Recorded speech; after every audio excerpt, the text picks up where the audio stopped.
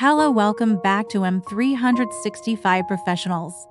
In Excel, use Find and Replace to search for something in your workbook, like a particular number or text. Press Ctrl F or select Home, Find and select Find. Type what you're looking for. Find Next highlights each result one at a time.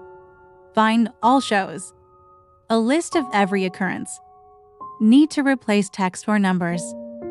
Select Home, Find and select